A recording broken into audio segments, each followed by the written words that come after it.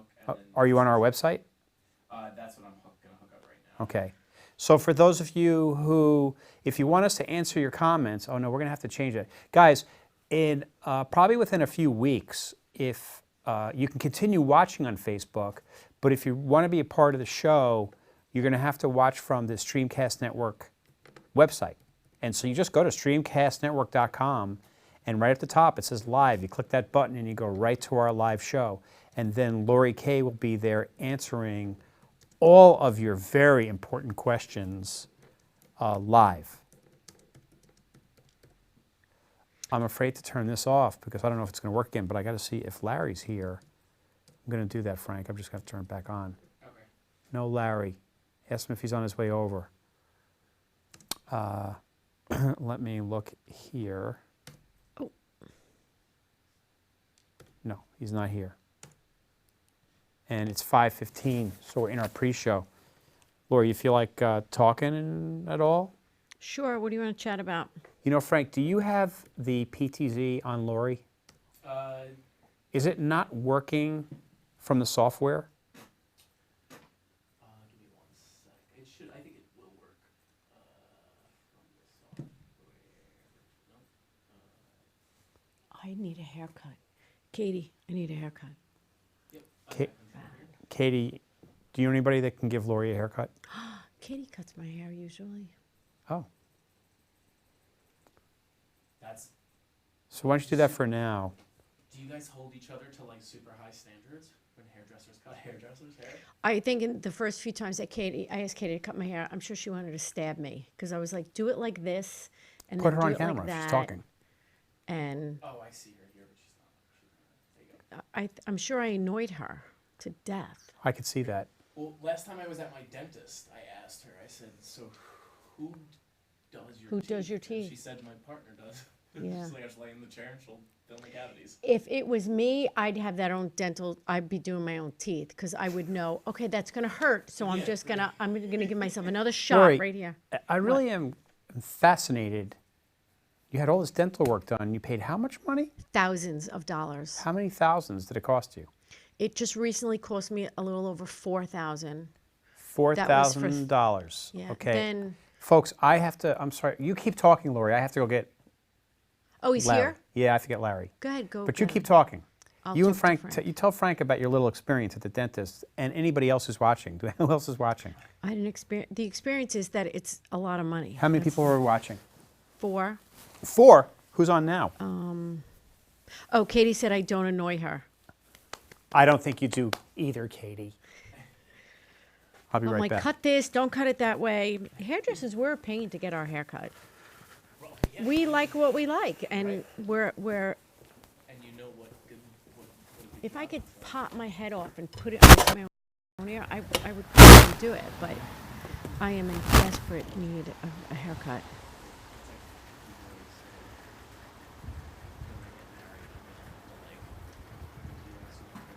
Right, you do. You're very critical. When you do a profession and then you have to have somebody else do it for you, you are extremely critical, and it makes it harder. It does make it harder. Katie colors my hair too, and she is phenomenal at that. So I usually just, when Katie colors my hair, I just say, "You do what you got to do." Like We're when actually cutting, live right she now. does it, but I We're always live want right to be now. like, well, just leave that a So we gotta little set bit you up. longer or a Oops. little bit Come on in. shorter. But You haven't been here you know for a what? long It's my time, have you? haircut. I'll survive. Probably haven't been I mean, here for- she always does a phenomenal Have you been here job. before? It's just you want to get in there yourself. No, We're that was all brats. video All production. This hairdressers was are all our brats. production area. My office all was bratty actually like down that. over that way. Our photo studio We is just over want there, what we which want is where I live when we now. want it. Yeah, I'll show it's a mess, but That cuts it the right way. I won't. okay, guys, we're live, but really? Larry is here. Hi. Good. How are you? Come on in. We have to set you up with a mic. We're in our pre-show. So you want to go off camera. You've got to get, so what you want to do is you want to put this like kind of behind you like that. Have you used these before? Yeah. Okay, so you know to hide this too. Right. Okay, once we do that, we'll get you set up. I'm going to go into the pre-show, so you want to get off camera, so go to the side, please, sir. And by the way, Mr. Lipicoli, tonight we're going to be in the Commons of Northport High School. That's where we are. You'll see in a moment.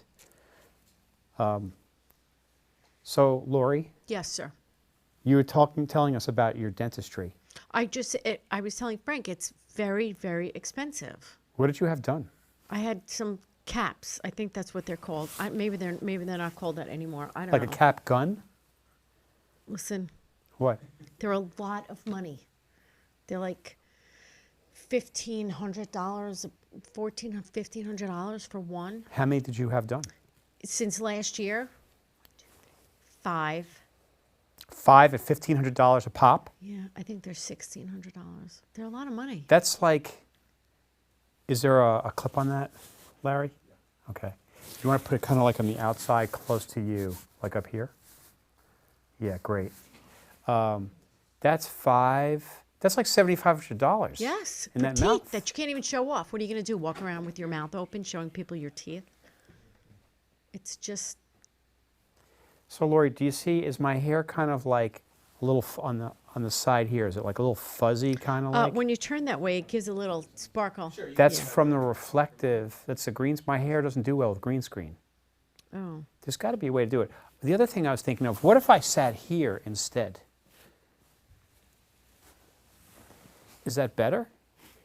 Well, I have to see you on here. There's a delay, so let me. Am I better off sitting here, Frank, that you don't see through the chroma key if I sit here instead? Or is it the same problem? Actually, a little better there for some reason. So maybe I need to switch. Maybe it might be because you're a little farther away. I don't know. You should be about the same distance away from the green screen. I was wondering if it just had It's to do not with this. sparkly. I'm not sparkly now. No. It's definitely better over there. Yeah. Too bad the other side's my good side. Okay, so you spent $4,000. Now, the past couple of weeks, Lori, I have to go set up the camera.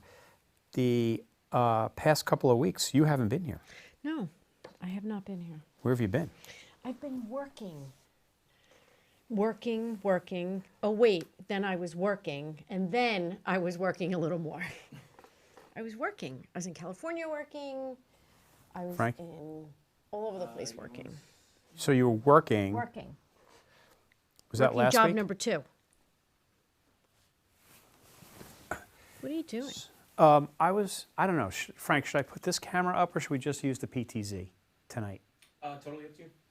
That's coming through. You know what? I think just because of the sync issues we were having, I'm going to turn off this camera. Okay. Dr. Lipicoli, would you like to come on and sit down? We're in our pre-show. Usually we have something to talk about. Lori's been gone. Lori handles all of our comments on the show. So the way it works is that, because it's a two-way conversation, so people who watch the show can also make comments and ask questions. So don't be surprised if somebody will come up and have a question for you, and then we have to answer them live. Okay. Okay? So we're actually live right now. Got it. And usually we do like a 15-minute pre-show because that kind of like helps drive traffic to the show. Although we don't get a lot of traffic on this show, this is no 495 during rush hour. I'm just going to tell you, right, Lori? Correct. Why are you all of a sudden so shy? I'm not shy. Oh, okay. I'm just doing my job. Okay. Well, Lori's always helping me out with comments on this particular show, but the last couple of weeks she was away. You were working, making the money. Making money. And you were in California last week? That was the week before I was in California. I worked last week in Queens. I was in Queens working. Right, you were training in Queens. Yes. Lori's a hairstylist. For those of you who don't know, Lori is a hairstylist, and she does a very specialized hair replacement process that not many people can do. And the manufacturer of this hair replacement system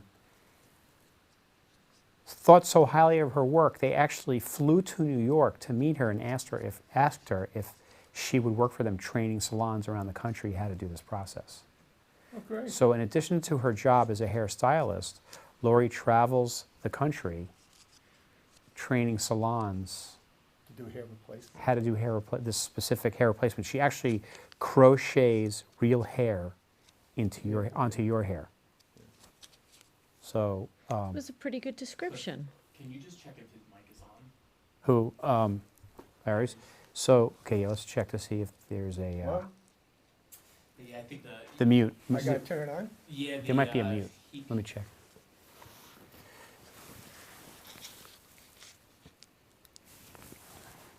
Why don't you give us like a test 1, 2? Go ahead, Larry. Testing, 1, 2, 3. Yeah. I think it might be off. Like, No, power and all. Is it on? It's on now, I The think. light's on. Yeah. Oh, the light is on? It should be on now. Check it now. Just give me a quick Testing. Yeah, I see his levels. Oh, yep. Yeah, you don't have your A selected. So what you're looking at right there, that's our software. So when Frank first started, I had this here because I wanted to see what he was doing because I was training him to use the system. But in fact, now he's probably more, in some ways, he's more adept at this software than I am. And so I kind of can monitor what's going on. Plus, we can see what we look like on the show. And we're in the Northport School Oh, District. yeah, there. Yeah. You see us? Very cool. Isn't that cool? Now, Lori's so is this like a sideline doing the technology piece? I do this for Cliff. I do this for Cliff. Mondays. What's that? When I said I do this for Cliff Mondays when I'm here Mondays. Yeah. Lots of times on Mondays I'm not here. I'm either flying back from somewhere or whatever. But this Monday, it's my first Monday. I think I'm here in 3 weeks. I know. And it's just been raining. I can't take the rain. But no Joe Lavolsi. So No. there's another guy we work with named Joe. He's a cinematographer and he's also a lighter. That's why it's lit so well, because Joe and I are really, really good friends, and he's always helping me out. So when I built this studio, I designed it, but then Joe is like, okay, here's what you got to do, and then he designed all the lighting for the show. Oh, it's really cool. Yeah. So, and we have 5 cameras in here actually. So there's 1, 2, 3. You see that camera up there? That's actually, see that little barrel? Oh, yeah, yeah. So that's controlled by the software. So that camera can spin almost 360 Oh, degrees. wow. It can go this way, and then it can also zoom. Very cool. Yes, so, and we can also set presets on it that he can push a button and it automatically turns and goes to a specific position. And then this camera can actually go wirelessly into the system. So sometimes I put the camera, see where that little blue tripod is Right. sitting on that? I can put the camera on there and we can have this go wirelessly into the software. Got it. So it's pretty like advanced. Basically, we can do anything here that you see on network television. So if you're watching CNN or MSNBC or Fox, if you prefer, whatever you see there, pretty much we can do here. The graphics, we can remote people in Right. from around the country. And also we go to multiple platforms at the same time. So right now we're on Facebook Live, we're on YouTube Live, and we're on our own website live. Right. So it's pretty cool. Yeah. And Frank is a Northport graduate. Great. Yeah. What year did you graduate? He guess 2010. Okay. he graduated with Kai. Kai graduated 2011. Oh, Okay. but he knows Kai. Yeah, Kai when Turner. you mentioned her name, I was like, that's very familiar. And then he showed Yeah, me the it's, picture, I was like, it's yeah, kind I've of seen it's her kind of around. one of a kind. You don't bump into too many Kaitanas. Yeah, It's a good thing. especially Cayetana Suzuki. Yeah, that definitely has its own ring to it. Well, she's one of a kind. And she, Well, she was roommates with James. Right? Yeah. For a while, yeah. yeah. I don't know if they have Jamie. I just saw Jamie. I don't know if she's seen Cayetana in a while. But, Jamie's got a boyfriend now. She lives with her boyfriend and all that. I'm getting very personal. Lori, do we have anybody actually watching? Erin, Katie. Erin is watching? Katie, I didn't mean to say Erin. Oh. Her Facebook comes up Katie Erin, and I just saw Oh. Erin. I thought one of your coworkers, Erin, was watching too. No. And Not Robert yet. Rizzo is probably watching. I'm waiting for Mike Doty to show up. We have to go on in about a minute. Let's see. Doty. Start watching. We're live.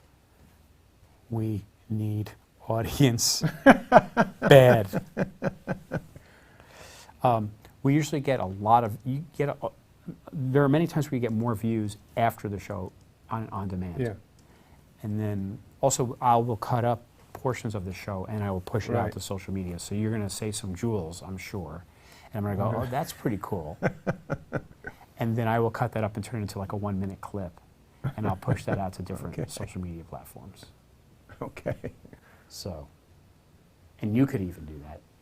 if you would. 5:30. It's 5:30? Mm-hmm. I'm not used to this, Frank J. Parisi, because I have to look into that camera now, right? Right. Okay. It's 5:30, Frank J. Parisi. Do you know what that means? I do. It means, let's roll 'em.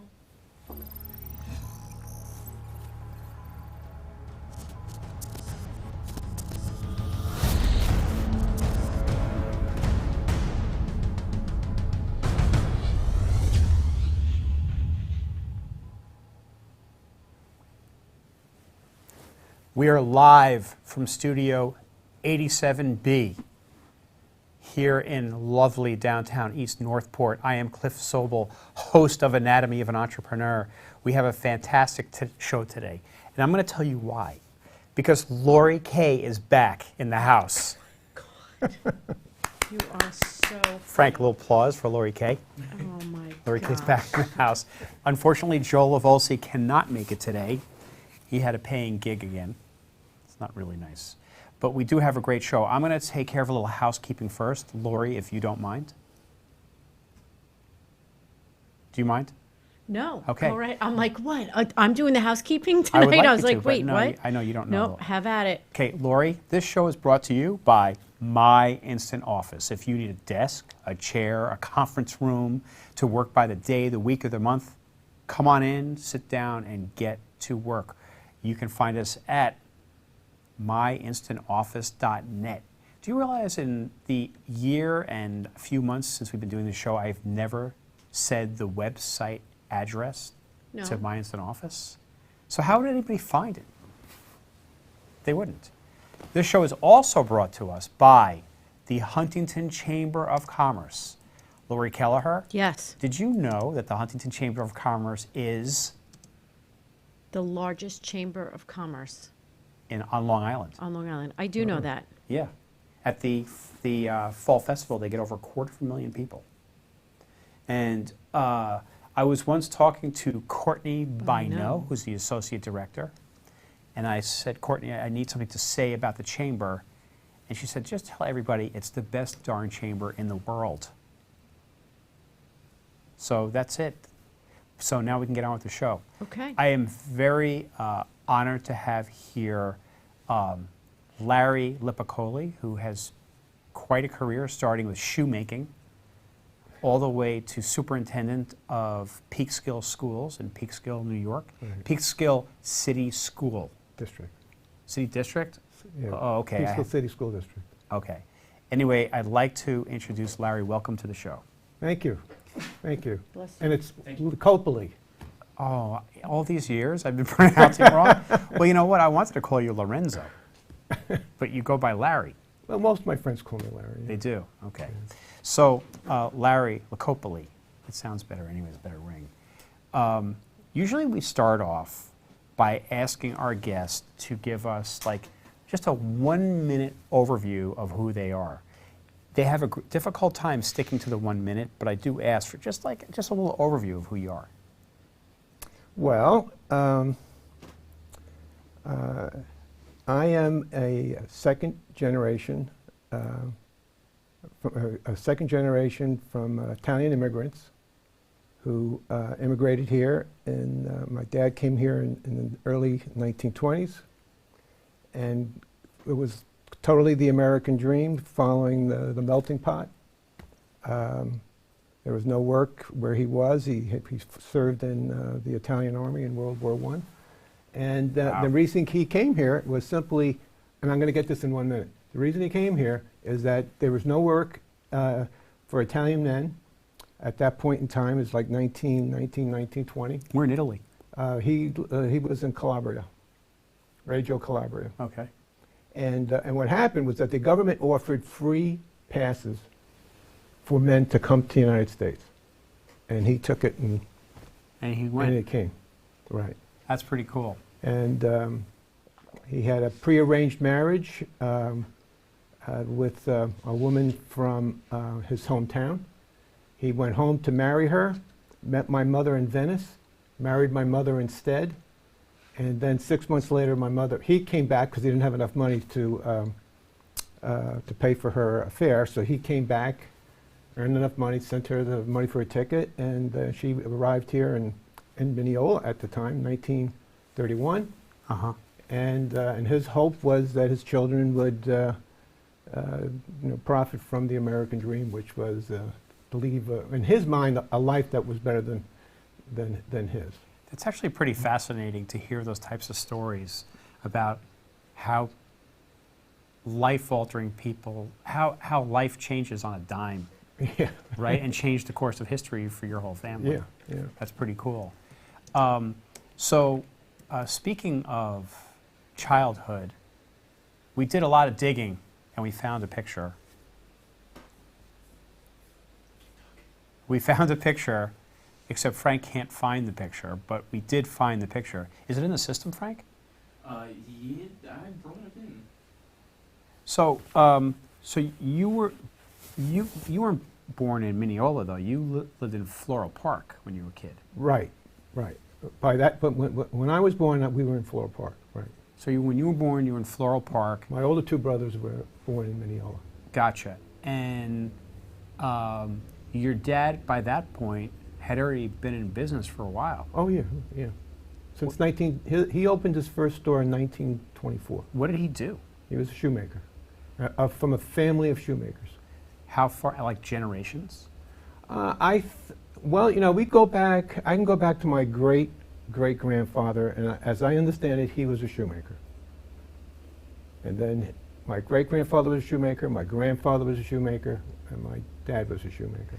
I read a story on your webpage, which we'll get into in a little while, about how your dad had this boot in the front of the store, or a shoe in front of the store, right, right. And that was kind of your guide Yes. of yeah. what you had to aspire to. Right. Can you tell us that story? Yeah, I mean, it was for me, actually. My three older brothers and I all worked in the store at one point in time. And of the four brothers, I just liked repairing shoes. And I preferred doing that rather than like taking care of customers. So my dad taught me how to repair, replace heels, and that was kind of like my specialty. He wouldn't let me do soles and all that stuff because you had to put them on a machine. You really had to know what you were doing. Yeah. But on the more simple work, I would do the work, and let's say if it was a pair of heels or women's shoes or men's shoes, and in the beginning I would have to go to him and show him the shoe before it could go on the rack. And but he would always tell me to go to the model shoe, and then for me to analyze my work against the shoe, and then come back to him. And then we would kind of like talk about it for a couple of minutes, and he would ask me, do you think this is ready to go?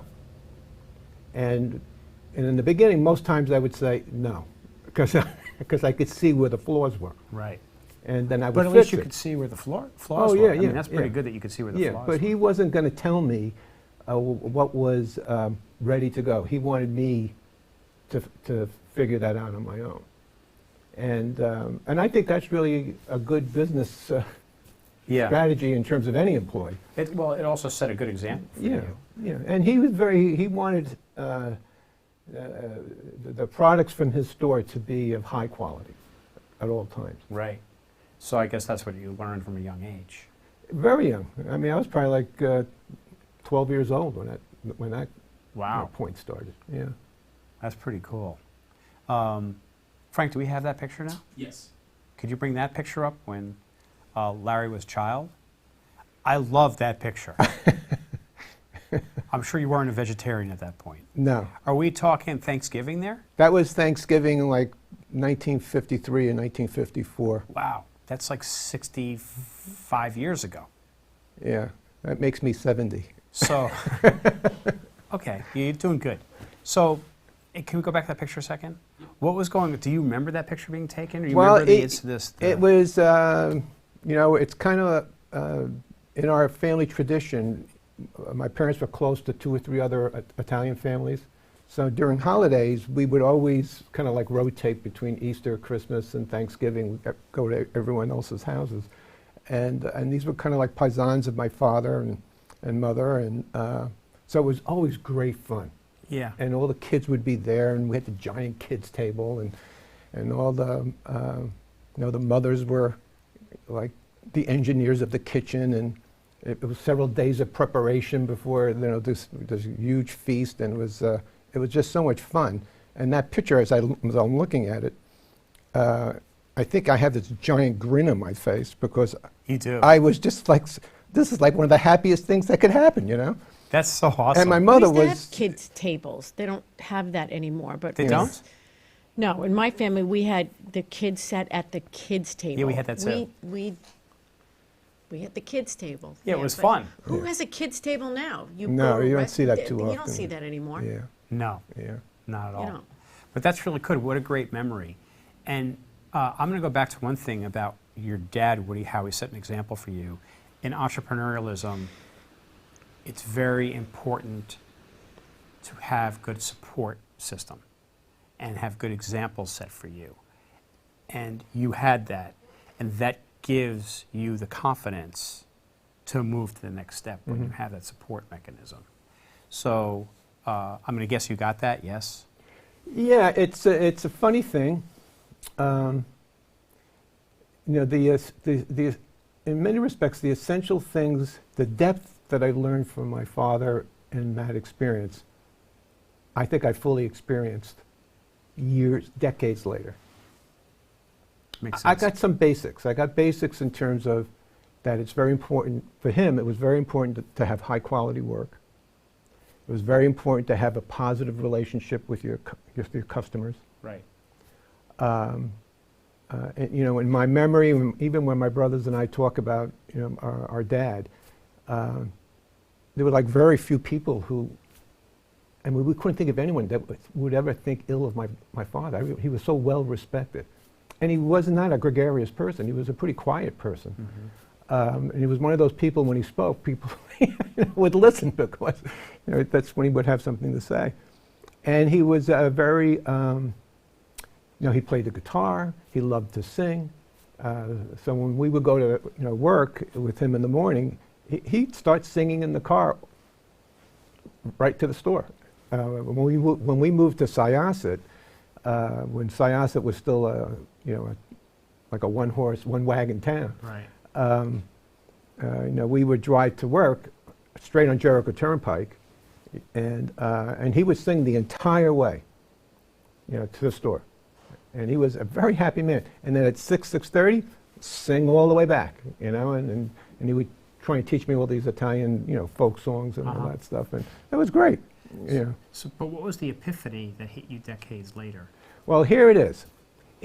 I learned, and I think as in your work as an, you know, in terms of this mindfulness, in terms of the relationships with executives and in a kind of way like coaching people and learning from people in their relationships, is that there was a language that my father had in his business that reflected commitment to his work, and he was a shoemaker, and when he quote retired, he still was a shoemaker. Right. You know, he worked until he was in his 80s, you know, just for private people and all that stuff, and there was passion for his work, and he loved that, and he also knew the type of shoemaker he would need to be in order to be successful. So he had those relationships. He lived them. So when did it hit you? So I think it hit me probably as I was getting into my late 50s and early 60s. Really? Because I had I had the things about quality. I mean, all the school districts that I worked in and led, I was very strong in what you call continuous improvement. So I worked really hard in using measurable, I tried to figure out what's the most important thing for us to measure. And I would work with our staff and try and figure that out. And those measurements would become the markers that we would use to say, to enable us to figure out how we're improving and how we're growing. Right.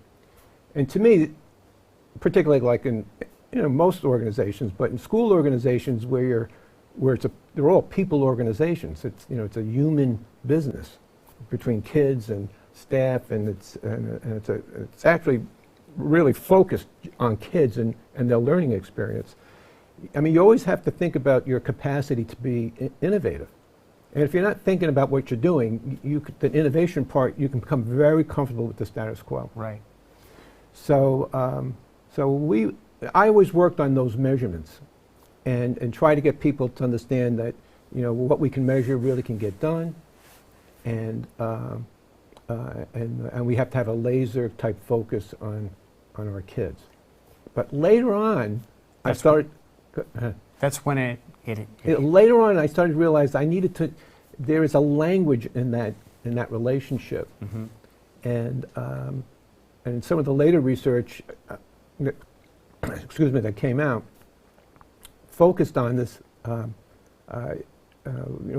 do people speak and behave in schools or any organization that really thrives, where people fully understand how their part of this organization adds value and why it's important, and what do they need to do to keep that going without being told what to do.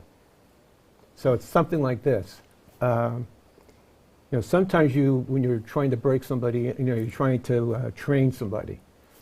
The person who's being trained can say to themselves, just tell me what to do and how to do it, as opposed to, why do I need to do this, and what kind of things do I need to learn about in order to achieve that. So did they figuratively have the shoe? Well, I once used that example at a superintendent's conference day. And now, of course, the variables that are involved in teaching are the complexity is far greater. It's nothing that's stable. But the example was clear. Now, there is a standard in terms of instruction and in terms of kids learning that definitely has application with respect to what we're doing. Did you know, like, at a young age that you wanted to go into school systems, or that you wanted to be a superintendent? Like, had it? Well, I thoroughly enjoyed being a teacher. Oh, so you were a teacher first? Yeah, I taught for 12 years. Okay. I was also a union president, and it was like one of the things. I was a union representative. I was 23, 24 years old, and the current union president said, "Look, I'm retiring. I need somebody to step forward." And it's like everyone stepped backwards, and I was the only one in the front of the line. Right. So that's kind of how I got into that. But it was a great learning experience. And then I had an opportunity. I was thinking about going on a sabbatical, which was you rarely see sabbaticals now. Oh, really? So I had an opportunity to take a year off for any type of study. It had to be, and I was accepted at a law school, Albany Law School. This was like in '78. And then I was looking at doctoral programs as well. And then I thought about it, and I felt like my heart would be more in education as a leader and so thinker. You were already passionate about education. Yes. What attracted me about law had to do with social justice. Right. That would be the civil rights. That would be the area that I probably would have wanted to have gotten into. Right. But you followed your passion. Yeah. You could have gone either way, I guess, but you really loved education. Yeah, and just being around kids is just terrific. What is it that you like about that? Well, it's every day something's happening. Like in an elementary building, for example, every day some child is learning something. Like there's this little energy that goes, pew, and you're experiencing that. Yeah, And that's really you're cool. creating that environment for that to happen. Right. So you go back to school for a doctorate Yeah. in education, Yeah. and then do you go back out and you're teaching, or are you now following an administrative path? Well, I kind of, when I came back, I accepted a teaching position with the BOCES, which is the Board of Cooperative Educational Services, and they started a new class for highly emotionally disturbed children, and I decided I wanted to be challenged with that. I was also a social studies teacher, and I had an opportunity to teach social studies as well as being a special ed teacher. So I took this class on, and it was probably my most challenging teaching assignment.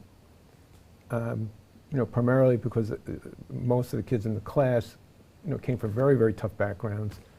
Their life experiences were, really, really tough, and it was hard. I had to learn I had to see their lives through them. Mm-hmm. And that African saying, we say hello, how are you? In Nigeria, they say, I see you, which means you see them through their experience. Right. And which I tried to bring into my leadership practice, and communicating and working with my teachers, is to see your kids through them, through their eyes. But it still must have been very challenging. And how do you deal with that type of a challenge? How do you get, there must have been rough days. Oh, yeah. So how do you Yeah. deal with those? How do you deal with those rough days? How do you deal with those challenges? Well, fortunately, when I was able to be surrounded by people of similar interest in mind, and we would debrief a lot. We would talk about the students a lot. I had two teaching assistants who were actually qualified teachers, but they worked with me in this particular class, and we often would spend an hour and a half after school, after the last student left. Right. But at the same time, we did things that teachers, I'm not judging it, but we would make home visits, with all of our students. We would check in. We didn't have things like email and all that kind of Right. stuff. We didn't text them, how's everything going, So we had, we used the rotary phone. Right. And, but that's how we kept relationships, with our students. And oftentimes some of the parents would call us on the weekend if they were in a stressful situation with their child, and we would make ourselves available to help. And You have so to we be did very those things. passionate. You have to be very, very passionate to be working all those extra hours to do that. And we learned a lot about trying to raise a child that has that might have a disability or a learning impairment. When you work close with their parents, sometimes it's easy to judge what a Right. parent might do and not do. Right. But then if you're in the home with the child, you can see that dynamic in a way that you can never from a distance. And then you kind of moved on and you got into administration from there. Yeah, What was the? I kind of went to I was in my early 30s, and I took a position as a coordinator, a special education coordinator, and I had responsibility for about 50 teachers and different programs across 3 counties. And then about a year or two later, I had an opportunity to become a director of special education, which I did in the Cohoes City School District, which led to me becoming the assistant superintendent for educational services. And Cohoes was a poor city school district that 90% of the kids were on free and reduced lunch. Mm-hmm. How do you? It's hard in those situations. I know that I've taught in certain situations where the kids really did not want to learn, Mm-hmm. and it's like a big fail. How do you deal with those failures and move ahead? Well, I always found that in that scenario is that kids who have that type of experience and express it, their hypothesis, personal hypothesis as a learner is that this is something I fail at. And they have a history of it. So it's like anything else in life.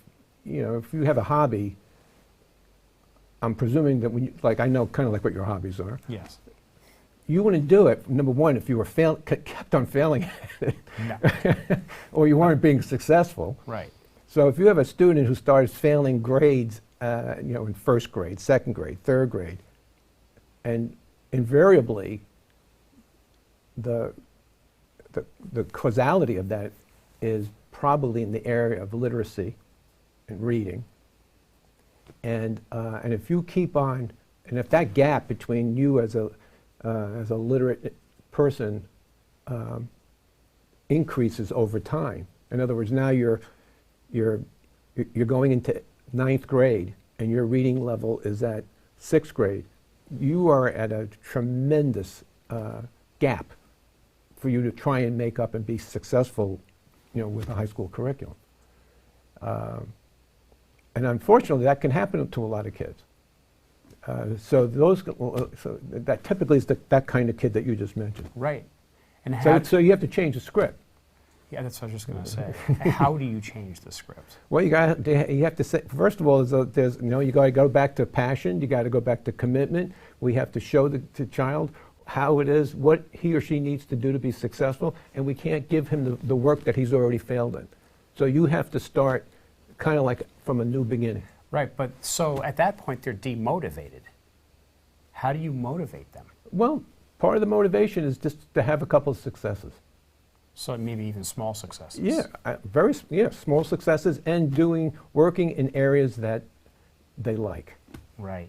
So, so that was but that probably, while it was very challenging, probably was a great experience for you to carry forward as you continued your career. Yeah, I'll give you an example. You guys will love this.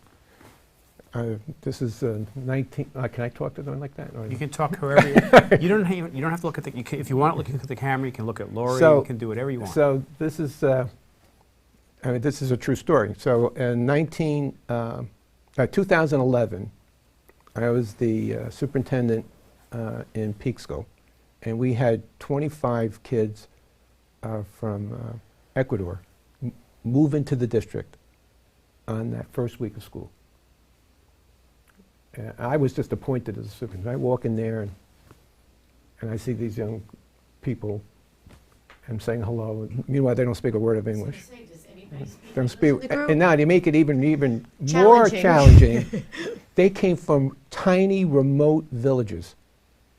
2 weeks ago, they were in a tiny, remote village in Ecuador, where they had their own dialect of Spanish. I mean, even our Spanish people couldn't understand their Spanish. Oh, wow. Because it was so remote. And now they made their way here, and they made their way to Westchester County in New York. 2 weeks ago, they were in a tiny village. Now they're in an American high school. They're getting a schedule, and we're putting them into the core courses. So you think you're putting them into the core courses. And now all of the staff, and we're all looking at each other, this isn't right. Yeah. And it happens a lot. It happens all over. And so we knew we were about to do something that was not going to serve these kids at all.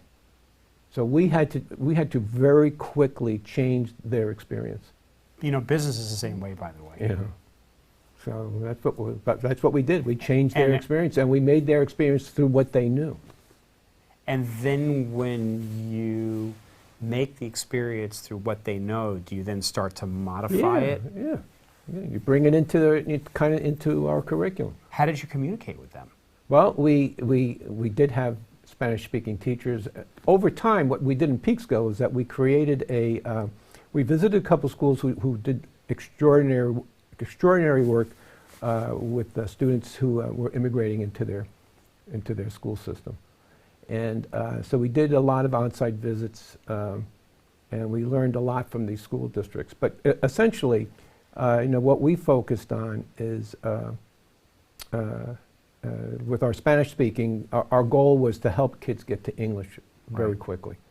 So not only did we immerse them in English, but we created like a bilingual, it wasn't officially a bilingual program, but we recruited teachers who spoke Spanish and English. And it was preferred that they were duly certified. And so we created sections for these particular kids so that they could get, like English and American history and science and math in both languages. But also at the same time, we greatly modified the curriculum so that it was a curriculum that was appropriate for them. Gotcha. I get the feeling that not only aren't you intimidated by these like challenges that just pop up, but you embrace them and you like them. Well, I don't have, I want to rise to the occasion. I mean, I want to, not because I like rising to the, well, maybe I do, but the fact is it needs to be done. Right. How do you, I mean, things slip through the cracks at times. Yes. How do you reduce that? Well, in my form of leadership, I try and create safety nets at all times. And for me, the unit of analysis is not like a classroom or like this group of 20 kids. The unit of analysis, Right. the kid, is a kid. So I go right down to the, to the micro unit. Right. Wow. So that means every kid we have to assess every kid, Right. not as a group, but as an individual. Right. And even then, a kid can fall through the cracks. Right. Well, So there is a human dimension that, there's a randomness Right. just because we're people that we can make mistakes. So you accept that. We're just trying to keep them as low as Right. possible. so now Lori, are there any questions or do you have any questions? No, I'm listening. Okay. So you've gone through this career path, which is pretty freaking amazing that you became superintendent of several school districts. Right, 4 school districts. You were superintendent of those 4 school districts for many, many years. And now you've decided to retire, but now you want to work again. Well, I kind of retired. I thought I retired in 2015 for the last time, but I was doing some consulting work, which I enjoyed. And then I got called back in 2017 to Peekskill, an unfortunate situation, but I stayed there for a couple of months. And then I worked, they asked me to stay on to help them with their transformational planning, which was one of my initiatives that I started.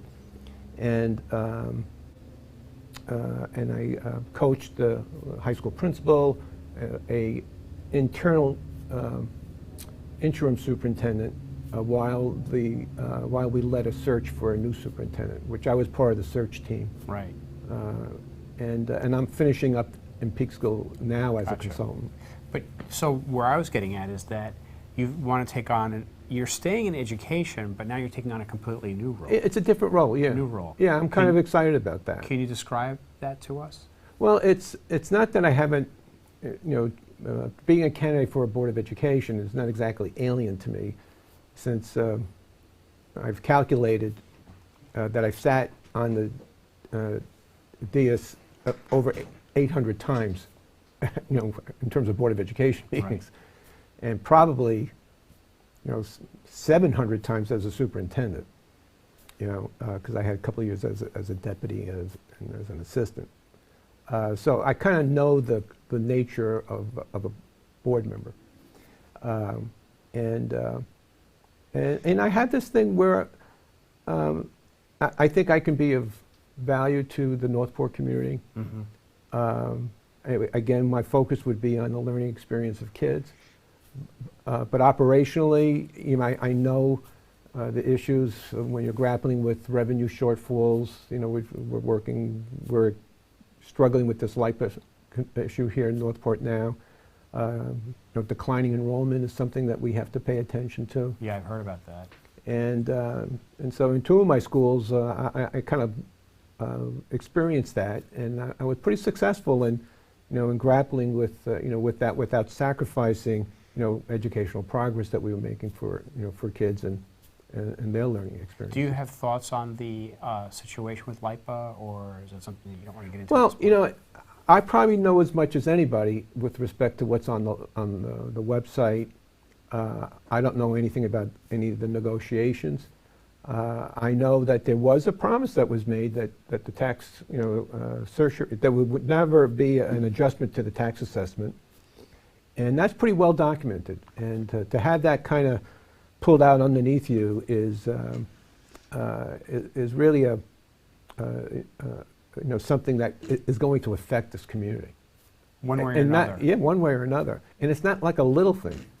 I've had to deal with the revenue shortfalls of twice in my career, 3 times in my career. I dealt with pretty significant revenue shortfalls. Once in the early 90s when the governor stopped state aid payments in January. And if you're a superintendent in a poor city school district, you have no tax money. You have it, but a chunk of your money is coming from state aid. So if that's frozen, there's no other well to go to. Right.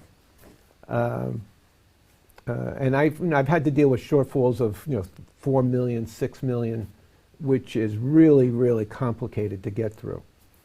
We're talking 40 some odd million over the course of a couple of years, and that would be a tremendous impact on the school system. We have to be extremely strategic in how to grapple with that. Right. I think I've read that the tax base in this area could go up by about 90%. Well, they're saying that I think you got the 90% is that LIPA is saying that the assessment of the plant is 90% overvalued. Gotcha. I really don't know what the numbers would be in terms of that. But you have thoughts about how we can handle this? Well, you would have to, again, strategically, you would have to figure out how it's when you have declining enrollment, the opportunity you have is try and balance that with your revenue reduction so that you can reduce the hit. I also, I'm of the nature that when you have things of this complexity, that you really need to work with your community. Why does Northport have a declining school population? Well, are there many schools like that Yeah, now? most of the schools in New York State are dealing with declining enrollment. They are. Yeah, the school districts that are having increased enrollment are usually in your city areas or near city areas, or where our immigrant population is coming in. Right. So you have two things colliding in Northport: the issues with our power plant, LIPA, that is going to close, and declining enrollment. Right. Those are two impact issues. Right, but how do you make up that? I don't see how you can make up that shortfall. Well, I think bake sales or something. No. I think you have to start. From a strategic context, I think we have to build scenarios. Revenue shortfall scenarios. Since we really don't know what the impact will be, there could be a settlement in our future, or we could prevail in court. And if we prevail in court, I guess we're back to, square one again. Right. But still, declining enrollment is an issue by itself, and we owe it to our community that we have fully utilized school buildings. Right. You wouldn't want to have a building that's half utilized and have the community be taxed to keep that building running when you could run it more efficiently. Right. When I sat with you the other day, we were talking about being on the school board, and you were talking about how it's important to collaborate. Collaborate is key. Can you describe some of the collaborations that how you bring that experience to what you want to do in the school board? Yeah, well, number one, as a board member, you're not a board member until you're with your board. Otherwise, you're just an individual. And if you look at again, I'm going to come back to what I started from with this language of successful organizations or effective organizations. Those organizations, if they have trustees, their trustees trust each other. They work hand in hand. They understand, particularly in a public entity like a public school system, things of this nature, the more you collaborate with the community and have them be active participants in grappling with the decisions and finding the information, researching what the issues are, in my experience, is you will get a better product. You'll get better recommendations. Right. And people who have who participate in that have a sense of ownership of what those, and also they'll have a knowledge base of how this was studied, how we got to these ends. Right. And then there's a continual feedback loop, back to the community, informing them of our progress. But a board, as a collaborative team, it's taking from the principles of our Constitution. I mean, it's how we come up with the highest common ground. Mm-hmm. And when you work towards highest common ground, you generally will get to the place of a place of consensus that we all can agree on. It's not easy, though, because everybody has their own opinion. Right. Right. And then sometimes people kind of put their stake in the ground. Yeah. Yeah. How do you deal with all that? Well, one, when we're dealing about schools, it's not a partisan relationship. It has to do with what's best for the people who are serving, and that's our students. Right. So you have to really work at getting to that, and that means for some folks, I've been really blessed. With the exception of 1 or 2 times, my boards have really worked well as in terms of collaboration, and we had very, very thoughtful and meaningful discussions where there were a lot of differences. And you ever read Team of Rivals, with Lincoln's Cabinet? I mean, it's kind of like that. Mm-hmm. I mean, it's kind of like that, except what's at stake is not as great as what Lincoln was dealing with, but in a microscopic kind of way, it kind of is like that. And in Northport, our Northport deserves a unified board in which it is working towards its highest common ground. It is more transparent, and our community is actively participating, in the process. I wonder, is it kind of almost like a jury who's having to make a deliberation? You just have to sit there until you come up with an answer? Well, the way I kind of approach it, I just go around and around and around with, when I facilitate something like this with my boards, and I've had some training in ontology, the language of organizations and what the relationships are, and I've done transformational planning with school districts. When we go through common ground and 100% consensus, what we're asking people is for them to explain why they feel a certain way, why they think this has bearing, what are the areas that they can move from.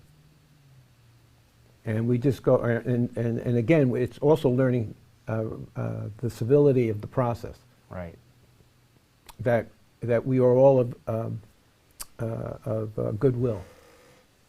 And this is not about it's not about an I thing. It's about how we as a group, as a collaborative team, is going to best serve our kids. Well, that goes back to what you were talking about before about looking through someone else's lens.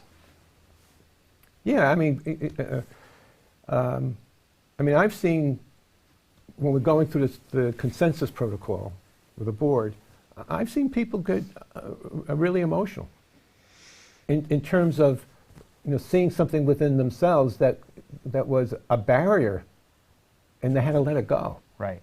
So it's almost like it was like an insight, they. Right, because it wasn't about the situation itself; it was more about themselves. Yeah, yeah. And it's almost like therapy in a way. It is, it's not like I've seen some of my colleagues, not a lot, like outside of the door it says, "Leave your ego here." And, yeah. Sometimes you need to bring all that in so you can get it out. Right. So I'm somebody who I'm in college. I want to be a teacher, but I have thoughts. I think I want to take this really far. What kind of advice would you give them? In terms of? They want to go, maybe they want to be a teacher, but they're thinking down the road that they'd love to get into administration and maybe run a school district someday. Yeah. Drawing upon your experience, what kind of advice would you give them? Well, leadership is an interesting concept. I mean, you could read about it and all that stuff.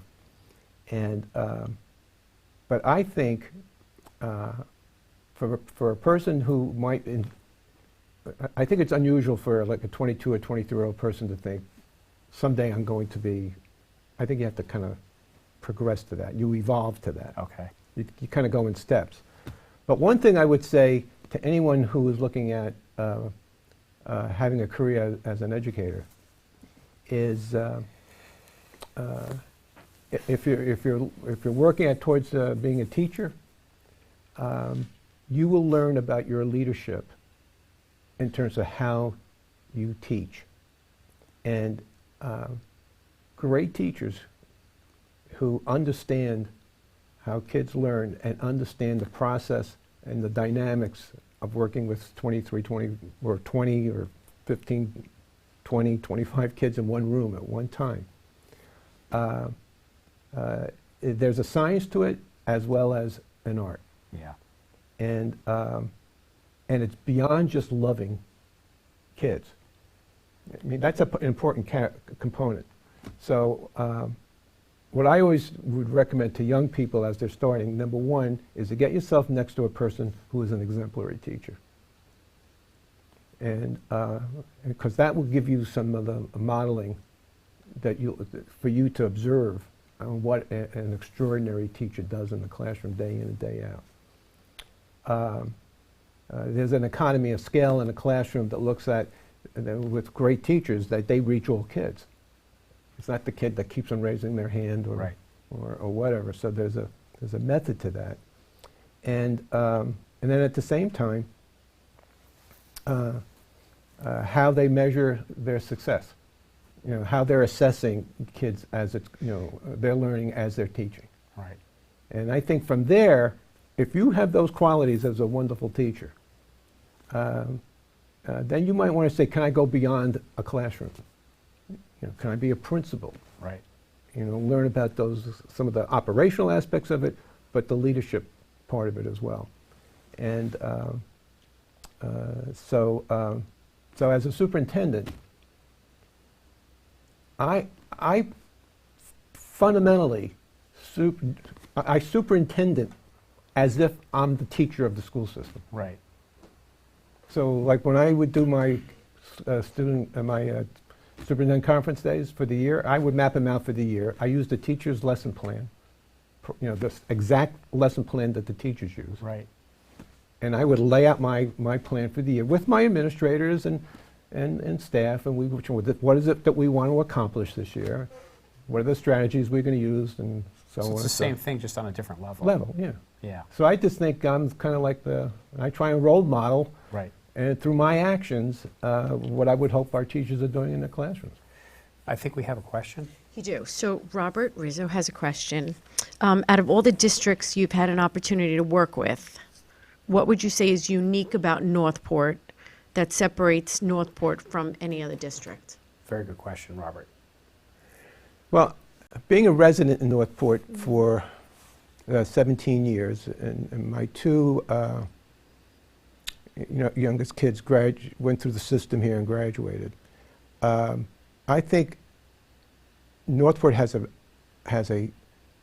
strength of a community that is kind of unique. I